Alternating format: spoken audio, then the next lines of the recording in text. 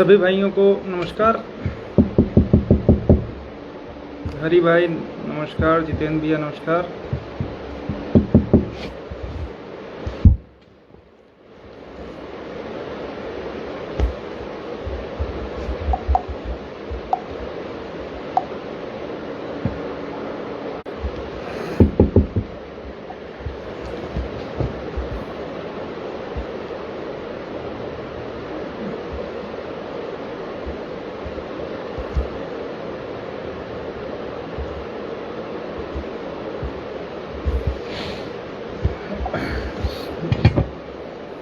दीपक भैया नमस्कार, अजय भाई नमस्कार, जो भी भाई जुड़ चुके हैं सभी भाइयों को नमस्कार। अवनीश भैया नमस्कार।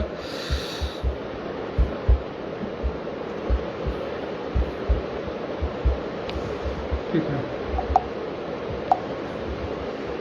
साथियों, सबसे ज़्यादा कुछ लोग परेशान हैं कि भैया लंबी डेट लग गई, ये हो गया वो हो गया। लेकिन आप ये सोचिए कि हम लोग तो इतना मेहनत करने के बावजूद अगर इतना आगे थोड़ा सा मैटर बढ़ गया है तो आपको भी जिस तरीके से दिक्कत है उससे 10 गुना दिक्कत हम लोगों को भी है। उसका रीज़न यही है ना कि आप देखे होंगे इधर इस डेट की तैयारी के लिए और अभी तक जो हुआ शायद इतनी मेहनत हम लोगों ने कभी नहीं की।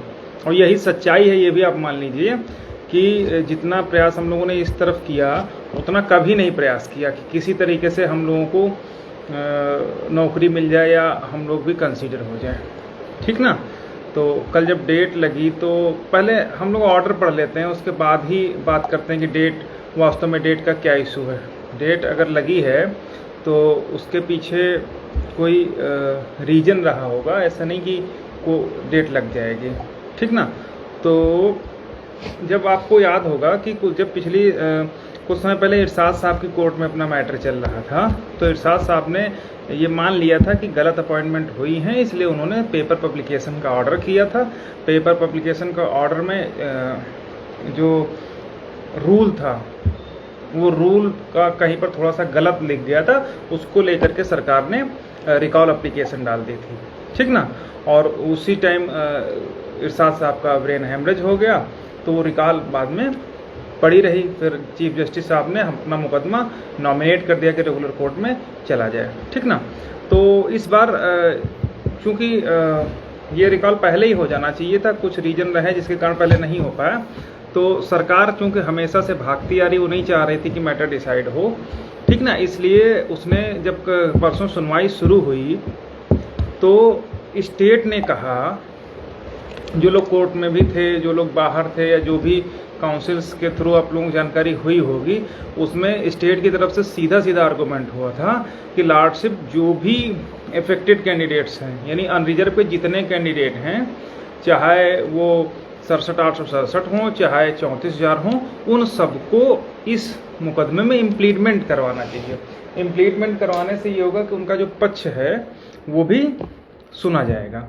तो जस्टिस राजन साहब ने यही कहा कि इतने मुकदमे हैं, इतने लोग यहाँ पर कोर्ट में हो, क्या इतने लोग पर्याप्त नहीं है कि इस मैटर को तय कर दिया जाए, डिसाइड कर दिया जाए। तो स्टेट की तरफ से ये आर्गूमेंट हुआ कि साहब अगर ये लोग जितने अनरिजर्व वाले कैंडिडेट हैं जिनकी जो ओबीसी की सीटों पर अपॉइंटमेंट हो गए हैं तो एटलीस्ट उनको मौका मिलना चाहिए अपना पक्ष रखने का। तो हमारी तरफ से ये आर्गूमेंट हुआ कि सारे मैटर्स में नोटिस भी इशू हो चुका है, सारा कुछ हो चुका है, वो लोग इम्प्लीटमेंट भी कर चुके हैं, सारा कुछ कर चुका है। लेकिन स्टेट ने कहा कि साहब एटलीस्ट अगर कुछ नहीं होता तो पेपर पब्लिकेशन ही करवा दीजिए। ठीक ना।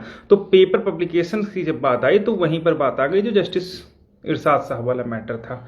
इरशाद साहब चूंकि पेपर पब्लिकेशंस का ऑर्डर कर चुके थे, लेकिन रूल गलत लिखा होने की वजह से उसमें स्टेट ने उसको रिकॉल डाल दिया और मैटर पेंडेंसी में चला गया। तो कल कोर्ट ने कहा ठीक है, अब तो सरकार भी चुनाव भी संपन्न हो गए। चुनाव के टाइम ये था कि गलत अपॉइंटमेंट हो गए तो आप अगर बाहर करते तो बड़ी बेइज्जती होती, तो अब तो सरकार भी बन गई है। तो अब जब सरकार बन गई है तो आप इन जो भी इलीगल अपॉइंटमेंट हुए हैं उनको बाहर कर दीजिए, अब क्या दिक्कत आ रही है। तो रणविजय ने कहा कि साहब आप जिन लोगों को हम बाहर करेंगे एक बार उनको सुन लीजिए, उनको नोटिस कर दीजिए। तो कोर्ट ने कहा कि ठीक है, इंडिविजुअल तो हम कर ही चुके हैं, एक पेपर पब्लिकेशन हम करवा दे रहे हैं, उसमें जिसको अपना पक्ष रखना होगा वो रख देगा, और जब वो पक्ष अपना रख देगा उसके बाद कोई समस्या, अगर कोई आगे भी जाता है, इनकेस मान लिया सपोज दैट जनरल वाले डबल बेंच में चले गए, तो कल को वो ये नहीं कह सकते कि साहब हमको बिना सुने ही हमको निकाल दिया गया है, हमारे खिलाफ नोटिस हो गया, हमारे खिलाफ ऑर्डर पास हो जाएगा, क्योंकि सुप्रीम कोर्ट ने ये व्यवस्था दी है कि आप एक्स पार्टी जजमेंट नहीं कर सकते हैं। एक्स पार्टी का मतलब कि एक पक्ष को सुन करके आप किसी को बाहर नहीं कर सकते हैं। तो इसलिए कोर्ट ने कहा ठीक है हम पेपर पब्लिकेशन कर देते हैं, उसके बाद हम इसको फाइनल कर लेंगे। तो अपना केस जो है 4 हफ्ते बाद लगा दिया है। इन 4 हफ्ते में जो भी प्लीडिंग्स हैं, जो भी काउंटर रिजॉइंडर अन्य चीज़ें हैं, वो सभी को पूरा कर लेना है। जगबीर भाई जय श्री राम, राधे कृष्णा भी बोल देना। तो ये सारी बातें हुई, ठीक ना। तो इसके अलावा एक सेकंड जरा हम जजमेंट निकाल लें, एक सेकंड। तो आप लोग पहले पेपर पर जो पब्लिकेशन करवाने की जिम्मेदारी थी कि जो जनरल को पेपर में पब्लिश करके अपना पक्ष रखने की बात कही गई थी, वो सरकार के ऊपर छोड़ा गया था। लेकिन जब हम लोगों ने देखा कि सरकार नहीं करवा रही है, तो फिर स्टेट ने डिनाई कर दिया था कि भैया हम नहीं करवा पाएंगे। तो कोर्ट ने कहा फिर हम लोगों ने इस बार एक्सेप्ट कर लिया कि ठीक है, अगर सरकार अवैध जनरल को नहीं करवा रही है बाहर करने के लिए पेपर पब्लिकेशंस, तो हम लोग खुद करवा देंगे, ठीक ना। तो ये कोर्ट ने ऑर्डर करते हुए जो चैप्टर 23 रूल 5A के तहत 2 वीक्स के अंदर जो है सर्कुलर पब्लिश करवाने के लिए ऑर्डर किया था 23 जुलाई में, उसी को कोर्ट ने कंटिन्यू कर दिया है, ठीक ना। अब ये पिटिशनर्स की जिम्मेदारी है कि जो अवैध जनरल OBC SC की सीट्स पर चयनित हैं, उन लोगों को हम लोग पेपर में नोटिस इशू करवाएं कि जिसको भी अपना पक्ष रखना होगा वो रख दे, इसके बाद किसी की कोई सुनवाई नहीं होगी, ठीक ना। तो अभी जो एडवोकेट होते हैं, रजिस्ट्री होती है, वो अभी नोटिस बना करके दे देगी आजकल में, तो उसके बाद पेपर पब्लिकेशन की प्रक्रिया पूरी कर ली जाएगी, ठीक ना। क्योंकि इसमें एक चीज़ और अच्छी हुई है कि कोर्ट ने किसी भी पेपर का नाम नहीं लिखा है, जैसे 323 भारती पटेल एंड अदर्स में लिखा गया था, तो उसमें काफ़ी खर्चा हो गया था। लेकिन इसमें चूंकि पेपर का नाम नहीं लिखा है, तो राष्ट्रीय सहारा, अमर उजाला, स्वतंत्र भारत किसी में भी छपवा सकते हैं, ठीक ना। इसके बाद अगर आप ऑर्डर पढ़ोगे तो जो दूसरा पेज है जहाँ पर एप्लीकेशन रिकॉल की डिस्पोज करी है, उसमें हम लोगों की तरफ से जो इम्प्लीटमेंट फाइल हुई थी, चाहे वो इम्प्लीटमेंट 6800 के ग्राउंड पे हम लोगों को देने के लिए हो, या सैलरी स्टॉप करवाने के लिए हो, या जनरल को बाहर करने के लिए हो, सारी जो भी हम लोगों की एप्लीकेशंस थी, ना केवल हम लोगों की बल्कि जो जनरल की तरफ से हम लोगों ने इम्प्लीट कराया था कि तुम अपना पक्ष रखो आकर के, जिनको हमने रिस्पॉन्डेंट बनाए हैं, उन सबकी एप्लीकेशंस जो इम्प्लीटमेंट एप्लीकेशन हैं वो कोर्ट ने अलाउ कर दी है। और ये भी बोल दिया है कि उन जो भी उनके काउंसिल्स हैं, वकील हैं, उन सबके नाम जो है उसमें कर दिए जाए। इसके बाद कोर्ट ने पूरे मैटर्स में कैटेगरी का डिवीजन किया है। कैटेगरी का डिवीजन, हालांकि कोर्ट ने लास्ट में कहा भी था कि डिवीजन का कोई मतलब नहीं है, लेकिन कुछ 1-2 काउंसिल्स थे, उन्होंने कहा कि साहब अलग अलग लिख दीजिए तो सही रहेगा। तो कोर्ट ने कहा लिख दे रहे हैं, लेकिन लिखने का कोई मतलब नहीं है। लेकिन फिर भी चूंकि कोई उतना बड़ा इशू था नहीं, तो कोर्ट ने मेंशन कर दिया है। तो 4 कैटेगरी में पहली कैटेगरी ऐसी है जो हम लोग हैं जिन्होंने 69,000 शिक्षक भर्ती में जो ओरिजिनल लिस्ट पब्लिश की हुई थी 67,867 की, उसको चैलेंज किया है। यानी हम लोग हैं 1356 एंड कनेक्टेड मैटर्स, ठीक ना। ये हम लोग हैं।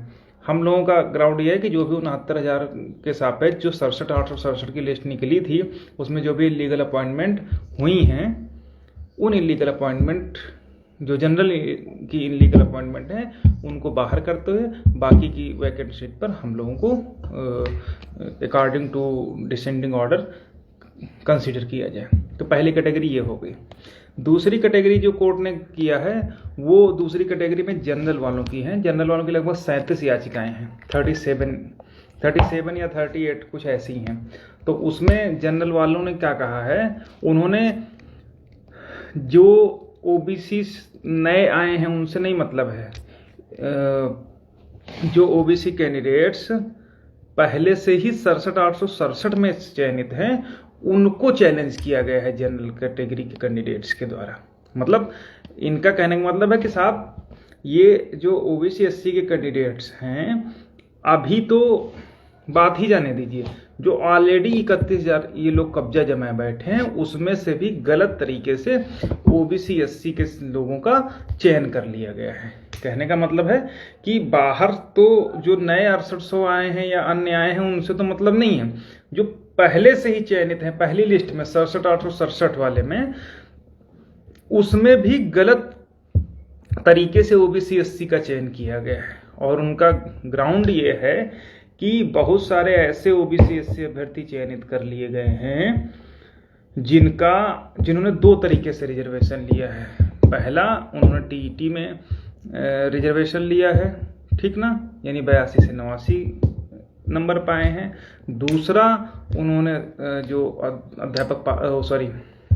सहायक अध्यापक भर्ती परीक्षा थी उसमें रिजर्वेशन लिया है। तो चूंकि दोनों में रिजर्वेशन लिया है इसलिए ऐसे कैंडिडेट्स को फाइनल मेरिट में किसी भी दशा में अनरिजर्व कैटेगरी में नहीं कंसीडर किया जा सकता है। तो इस ग्राउंड पर उन्होंने चैलेंज किया। हालांकि इसको हम लोगों ने डिसमिस करवा दिया था, लेकिन चूंकि हम लोग उसमें डायरेक्ट पार्टी नहीं बने हैं इसलिए उसने स्टेट को से बोला है कि आप इसमें काउंटर दीजिए, आपका क्या कहना है, ठीक ना। तो इनका मोटा मोटा यही कहना कि जो डुअल रिजर्वेशन वाले कैंडिडेट्स हैं पहले से, डुअल रिजर्वेशन वाले कैंडिडेट्स हैं पहले से, नए वालों की तो बात छोड़, जो पहले जिन्होंने टीईटी और सुपरटेट में डबल रिजर्वेशन ले लिया है उनको ही बाहर किया जाए और जनरल को सेलेक्ट किया जाए, ठीक ना। तो ये जनरल वालों की याचिका है। जो तीसरा कैंडिडेट है वो है 6800 वाले, ठीक ना। और कार्तिक आनंद, जो भी आपकी याचिका थी उसमें ऑर्डर हो गए हैं सारे, आप चिंता मत करिए, ठीक ना। व्हाट्सअप कर दीजिएगा 8004689900 पर, हम आपको मैसेज कर देंगे, ठीक ना। तो तीसरा ग्रुप 6800 का है वो रिजर्व कैटेगरी कैंडिडेट्स हैं, और जो चौथा ग्रुप है वो है डिसेबल्ड, फिजिकली डिसेबल्ड कैंडिडेट्स। तो ये 4 ग्रुप हैं।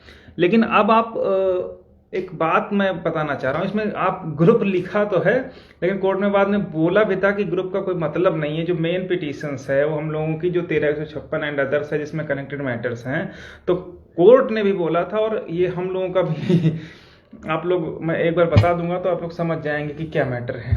सपोज दैट आप मान लीजिए अभी हम किसी चीज़ पे नहीं जाते हैं, ना 6800 पर जाते हैं, ना फिजिकल हैंडीकैप्ड पे जाते हैं, ना जनरल पे जाते हैं, हम केवल अपने मैटर्स पर आते हैं 13,156 पे, ठीक ना। तो आप सोचिए कि जैसे हमने कहा कि जो कैंडिडेट्स हम ओबीसी एससी की सीटों पर चयनित हो गए उनको बाहर किया जाए, यानी अगर 13,156 पर ऑर्डर हो गया यानी 13,156 अलाउ हो गई हम लोगों के रेट, तो अगर 13,156 अलाउ हो गई महंतपाल एंड अदर्स, तो जो जनरल की रेट है डुअल रिजर्वेशन वाली वो स्वतः खारिज हो जाएगी, उसका कोई मतलब ही नहीं रहेगा, ठीक ना।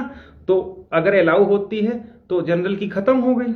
दूसरी चीज, जो फिजिकल हैंडीकेप्ड वाले हैं उनकी तरफ से आर्गुमेंट हो ही चुका है कि जितने भी चैलेंज किए थे कैंडिडेट्स वो सब हो गए, लेकिन फिर भी कोर्ट ने चूंकि कनेक्टेड मैटर्स था इसलिए उनको भी लिख दिया। 2 चीजें हो गई। अब तीसरा आते हैं 6800 वाले। अगर 13,156 में 15,971 सीटों वाला ऑर्डर हो गया, ये लिस्ट रीड्रा का ऑर्डर हो गया, तो ये 6800 स्वतः वैलिड हो जाएंगी, ठीक ना।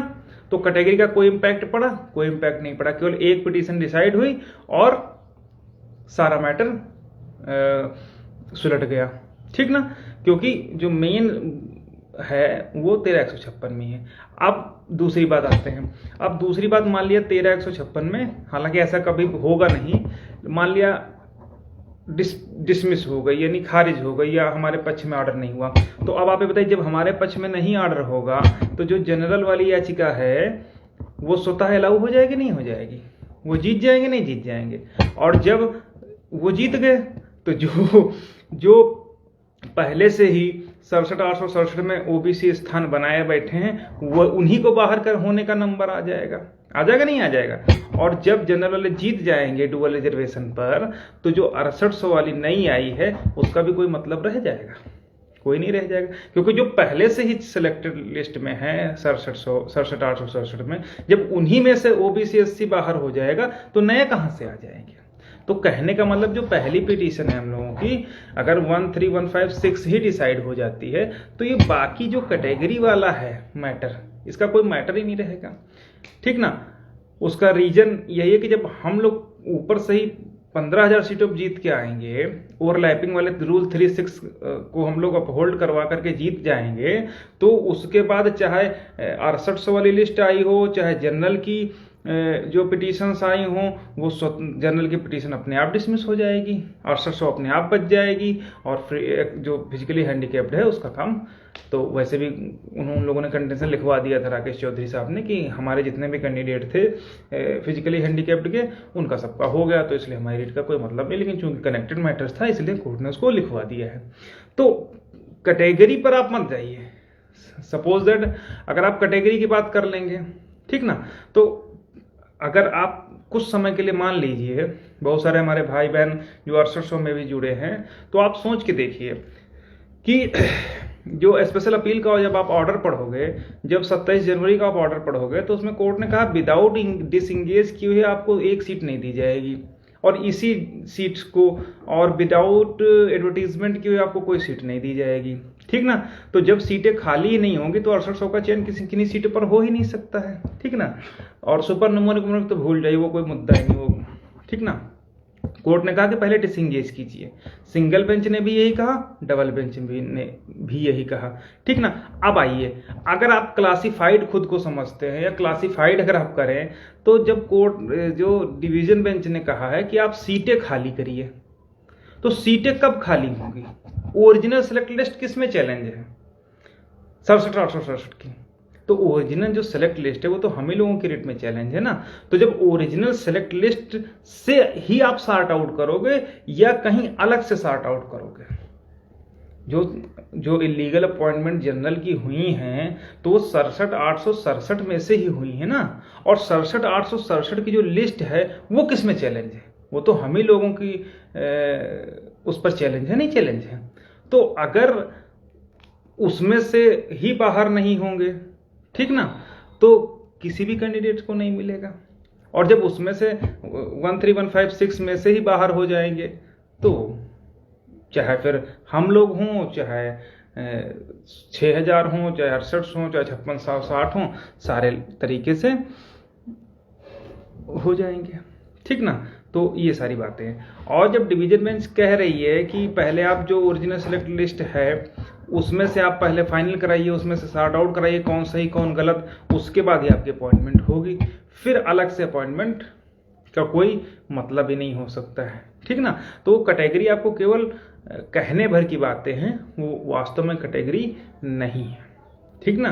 क्योंकि केवल एक पिटीशन डिसाइड होने से बाकी सारी पिटीशंस अपने आप डिसाइड हो जा रही हैं, ठीक ना। 1356 जीत गए, सब अपहोल्ड हो गए, जनरल की अपने आप खारिज हो गई, 6800 अपने आप बच गई, फिजिकली हैंडीकैप तो हो ही गई, 1356 डिसमिस हो गई, खारिज हो गई, कोई ऑर्डर नहीं हुआ, तो जनरल वाली अपने आप जीत गए, 6800 स्वतः खत्म हो गई, मामला खत्म हो गया, ठीक ना।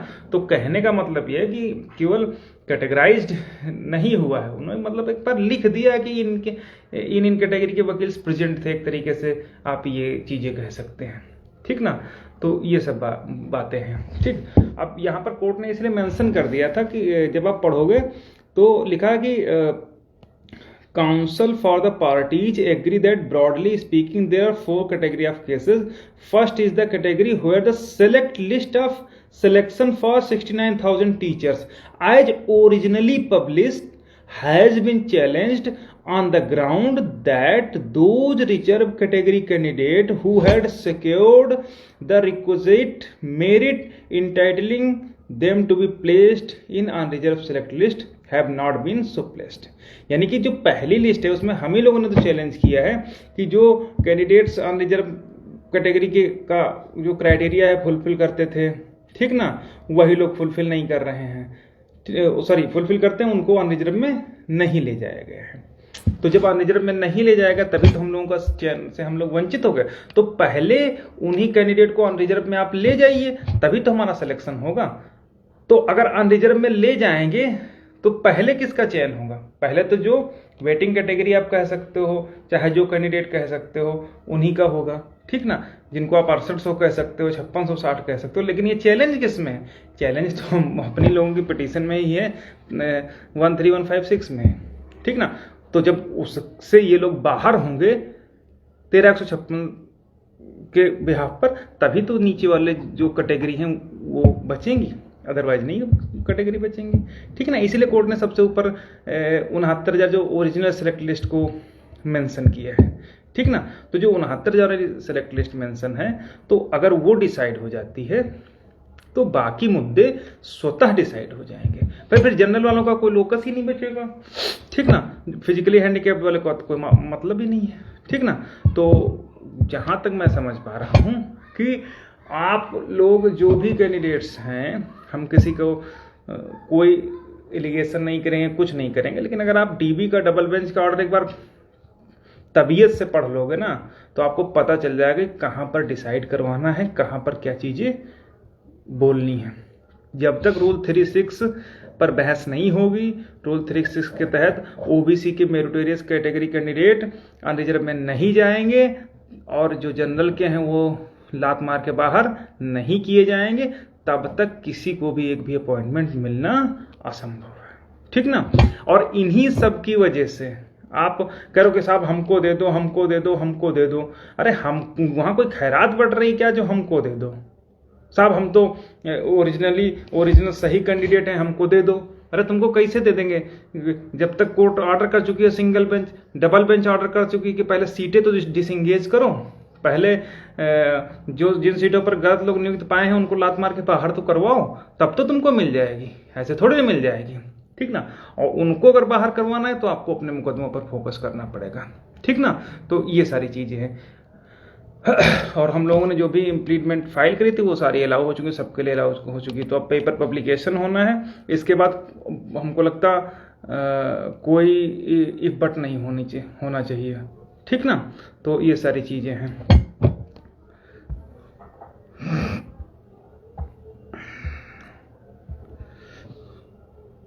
एक सेकंड, एक लोग लिख रहा है भारती पटेल की डेट जो है वो 31 मार्च है। देखिए भारती पटेल वाला जो मुकदमा था वो तो खत्म हो गया अब ना, अब उस मुकदमे में कुछ थोड़ी ना बचा है। वो मुकदमे जो भारती पटेल वाला है, वो मुकदमा जो कुछ उसमें होना था ऑर्डर वो तो हो गया, ठीक ना। उसमें कोर्ट ने कहा कि जो भी सीटें जो भी वैकेंसी एडवर्टाइज नहीं होंगी, और जब तक एडवर्टाइज नहीं होंगी वैकेंसी तब तक वो बैकडोर एंट्री मानी जाएगी।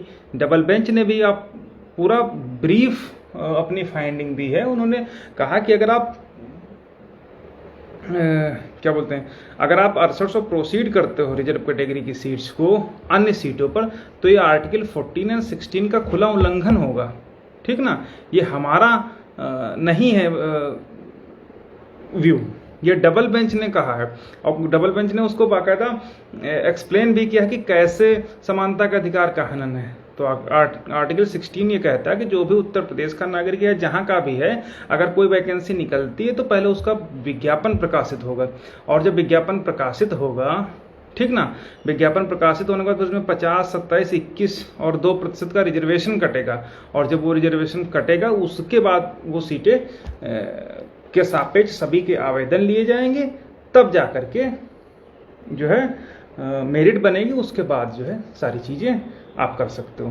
तो जो वैकेंसी एडवर्टाइज्ड ही नहीं है, उन अनएडवर्टाइज्ड वैकेंसीज को आप किसी इंडिविजुअल कैंडिडेट्स को कैसे दे सकते हो? फिर चाहे वो जनरल वाले हों, चाहे ओबीसी वाले हों, चाहे एससी वाले हों, उनका किसी का भी वहां पर लोकस नहीं बनता है कि आप उनको दे दो।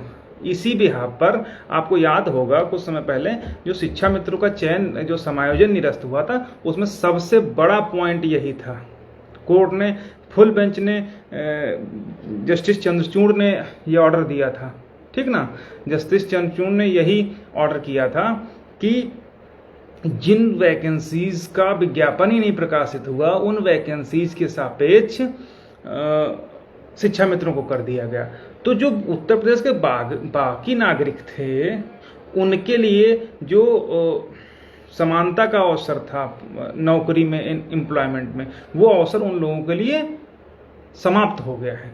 तभी तो उन्होंने उड़ा दिया था शिक्षा मित्रों को। तो वही ग्राउंड पर उसी आर्टिकल 14 और 16 के आधार पर डिवीजन बेंच ने और सिंगल बेंच ने ऑर्डर पास कर दिया कि भाई जिन वैकेंसीज का विज्ञापन ही नहीं प्रकाशित हुआ, उन वैकेंसीज के सापेक्ष किसी अन्य कैंडिडेट्स को बैकडोर एंट्री आप नहीं दे सकते हो, ठीक ना। क्योंकि अगर एक भी सीट होगी तो उसके सापेक्ष सबको अपना दम दिखाने का जो है, एक तरीके से लिखित परीक्षा जो भी है, मतलब अपनी प्रतिभा दिखाने का मौका मिलना चाहिए, तब जाकर के फिर मेरिट बनेगी, उसके हिसाब से जो है मिलेगा। जगबीर भाई एक्चुअली क्या है ना कि असल में बाहर थोड़ा सा रहते थे ना, तो आवाज़ तेज हो जाती थी। इस समय क्या है कि घर में बैठे हुए ना, घर में आप जानते हो कि सारी स्थितियाँ कैसी रहती हैं, ठीक ना। अभी शाम टाइम निकल जाते हैं खेतों की तरफ, तो वहाँ आप जैसे मर्जी वैसे बोलो, लेकिन चूंकि आज घर में है, ठीक ना, तो घर में होने के कारण उतनी तेज आवाज़ में, उतना फ्लो में, उतना इस तरीके से हम नहीं बात कर सकते ना, समझो बात को ठीक ना, ये सब चीज़ें हैं। और अगर भी बाहर होते तो फिर जैसे बोलना तो वैसे बोलते, ये सारी चीज़ें हैं ना, ठीक ना। तो बाकी आप उसकी आवाज़ की चिंता मत करिए, आवाज़ जब समय आएगा तो आवाज़ किसी को बताने की ज़रूरत नहीं है, ठीक ना। लेकिन घर में जानते हो ना कि फिर वही कहानी आ जाता कि भाई बाहर तो बड़ा शेर रहते हो, घर में आते हैं क्यों शांत हो जाते हो। तो वही कंडीशन आते हैं कि शेर घर में भी रहते हैं, बस दुर्गा माँ सवार हो जाती है, ठीक ना। तो वो कंडीशंस आ जाती है, तो इसलिए थोड़ा सा बच के रहना पड़ता है, ठीक ना। ये सारी बातें हैं। अमित वर्मा बोल रहे हैं कि किसी का पैसा वापस कर दो। आओ तुमको बताते हैं, वापस करवाते हैं, आओ तो मिलो तो आकर के, ठीक ना। जितना जो कुछ है अभी ये समझ लो कि अब कुछ बुलवाओ ना, ठीक ना, मिलो तो तुम बताते हैं तुमको, तुम लोगों को, ठीक ना। अभी जो बच्चा बना के रखे थे ना, अभी सारी नेतागिरी जो है वो 2 मिनट में दूर होगी, ठीक ना, परेशान ना हो, ठीक ना। इसलिए तुम्हारा ये अच्छा, मज़ेदार बात ये है कि 6800 वाले ये सोच रहे हैं, खैर उस पर बात करना बेकार है, उसमें कोई दिक्कत नहीं, वो सारी चीज़ें जिसको करना हो करे, हमको कुछ नहीं। ये समझ लो कि कब जितना चीज़ है भाई साहब, एक एक बंदे की पूरी कुंडली, तो कुंडली छोड़िए ना, कि अगर अपने पर हम आ गए ना, और आप देख सकते हो कि पूरा 6800 अब कुछ बुलवाओ ना, ठीक ना, ठीक ना। तो यहाँ भास्कर सिंह यादव कोई बोलने वाला काम नहीं करते हैं, आप हल्का सा छेड़ के देखो तो फिर आपको खुद अंदाजा लग जाएगा कि क्या स्थितियाँ हैं, ठीक ना। तो वो सब हमारे चक्कर में पड़ेंगे तो फिर जैसे भी हम तबाह हो गए ना, मुझे आज भी याद है, ठीक ना। आज जगबीर भाई बोल रहे हैं कि 68 वाले, अरे किसी सांसद विधायक मंत्री के बाप की औकात नहीं करवा ले, कहाँ चक्कर में पड़े हो जगबीर, करवा के दिखा दे, दम हो तो, क्यों परेशान, ठीक ना। मैं शायद हमारे उतना गुस्सा नहीं आती उन सब चीज़ों को लेकर के, लेकिन व्यक्ति को अपनी औकात कभी नहीं भूलनी चाहिए। हमको आज भी याद है जब हम लोग इको गार्डन में धरना देने गए तो लोग ऐसे टांगे फैला करके खड़े थे, लगता है कि पूरा धरती पलट दी है। अब पलटो धरती, हम भी तो देखे कितना धरती पलटते हो, ठीक ना।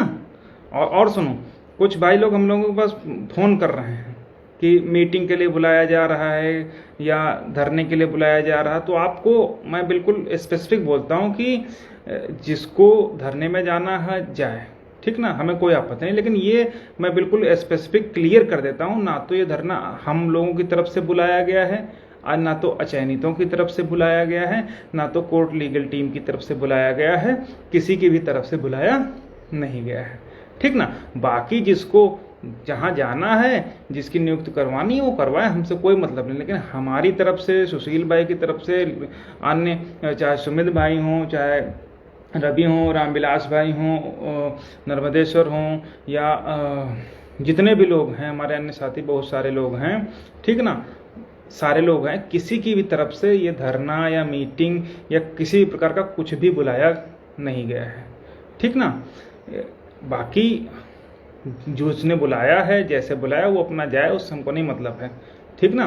लेकिन हमारी तरफ से किसी भी प्रकार का धरना, मीटिंग इत्यादि नहीं बुलाया गया, ठीक ना।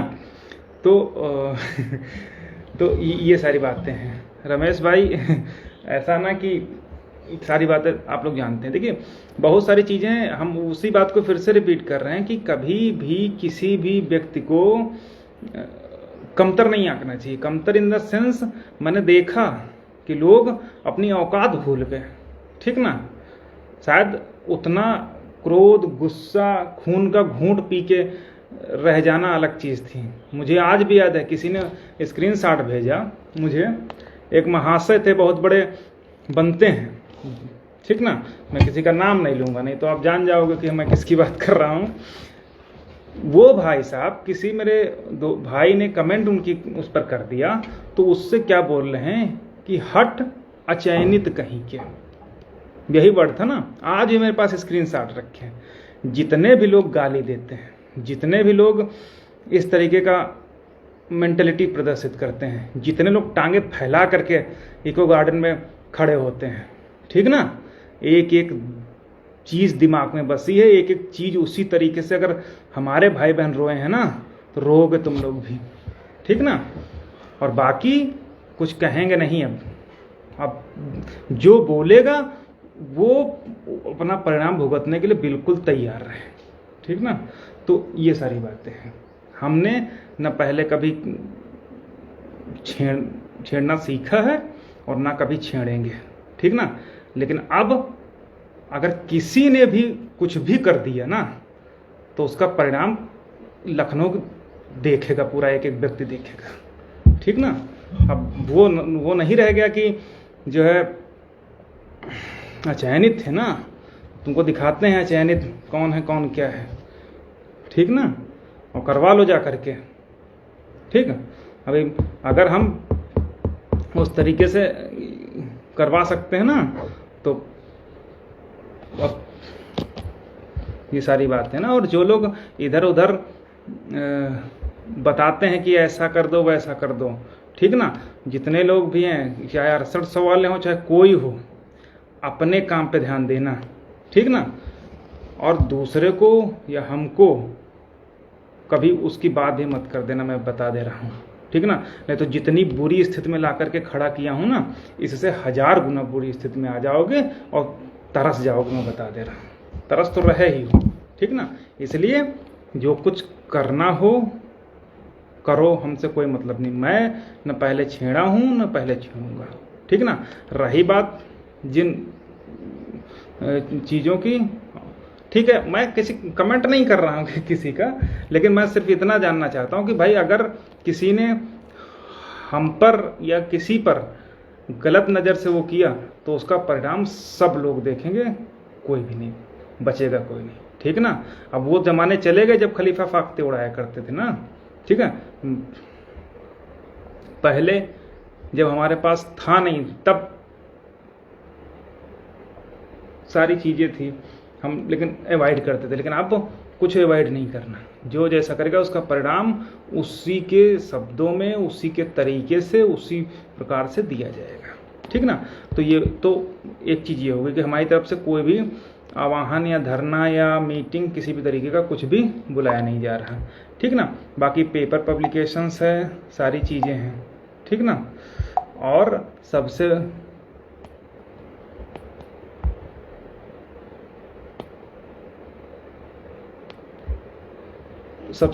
ये सारी चीज़ें हैं, ठीक ना। तो जो भी चीज़ें हैं उनको देखने की बात रहेगी, जो जैसा करेगा उस तरीके से करेगा। बाकी ये मान के चलिए कि 25 जो आने वाली डेट है, तो 25 पर तो ये मान के चलिए कि पूरी उम्मीद है, अगर यही कोर्ट रही तो मैटर डिसाइड हो जाना चाहिए, ठीक ना। और इसके अलावा पेपर पब्लिकेशन अभी हम लोगों का होना है, ठीक है। पेपर पब्लिकेशन चूँकि पेपर का नाम नहीं लिया है, तो आने सारी चीज़ें इस तरीके से हम लोग मैनेज करेंगे, ठीक ना। और तो अगर किसी का कमेंट हो तो हम ले लेते हैं।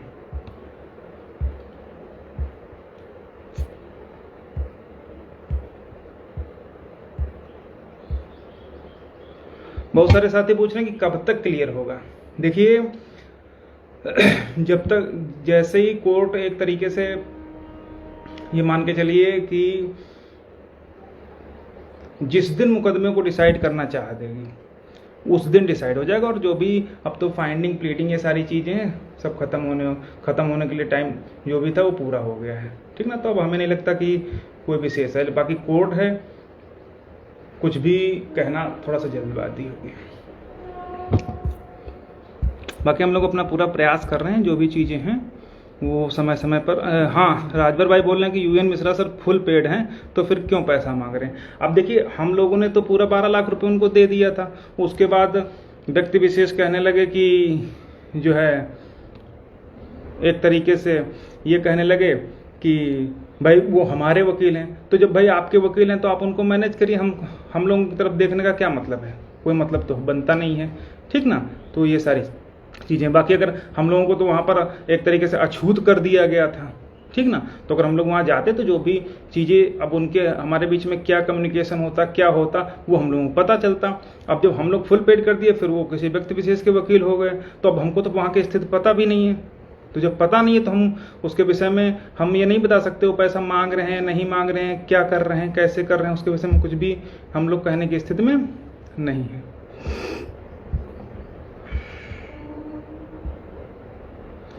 मिथिलेश भाई पूछ रहे हैं कितने गुणांक तक सेफ है। देखिए भाई, उसके विषय में मैं कुछ नहीं कह सकता, ठीक ना। बाकी जहाँ पर ला करके हम लोगों ने चीज़ों को खड़ा किया है वहाँ पर जो भी हम लोग साथ में लोग जुड़े हैं उनका सही रहेगा।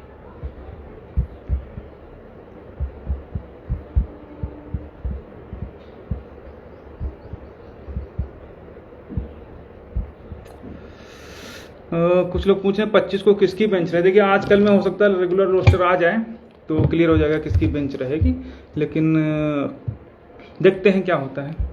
उम्मीद है कोर्ट अच्छी रहेगी।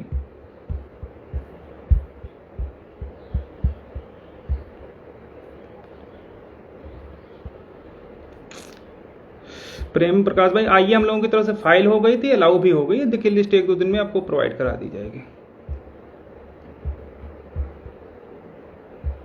ओके भाई, बहुत बहुत धन्यवाद सभी लोगों को।